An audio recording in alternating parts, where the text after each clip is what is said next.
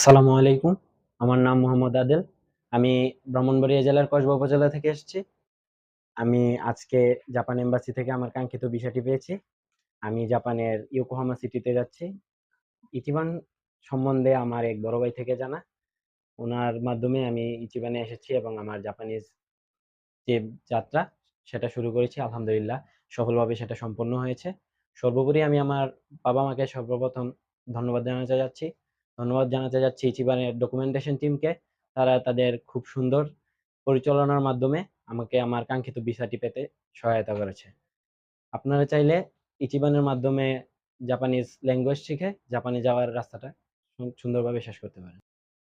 আমি জাপানের ইয়োকোহামা সিটির ইয়োকোহামা কলেজ অফ মেডিকেল টেকনোলজিতে যাচ্ছি। আমি আমার ল্যাঙ্গুয়েজ কোর্স শেষ করার পরে জাপানে মেডিকেলে পড়ার আমার চিন্তা ভাবনা আছে। যদি আল্লাহ সহায় হয়, আপনারা সবাই আমার জন্য দোয়া করবেন। যাচ্ছি মেডিকেল কলেজে ভর্তি হওয়ার পরে আমি ওইখানেই আমার কর্মসংস্থান নির্বাচন করে ওইখানেই কাজ করতে চাচ্ছি। যারা জাপান যেতে ইচ্ছুক তারা ইচিবানের মাধ্যমে জাপানিজ ল্যাঙ্গুয়েজ লেভেল N5 এবং N4 শেষ করে তাদের ডকুমেন্টেশন মাধ্যমে আপনাদের ডকুমেন্ট প্রসেসিং করে জাপানে যেতে পারবেন। আমার জন্য দোয়া করবেন। আপনাদের জন্য শুভকামনা রইল। আসসালামু আলাইকুম।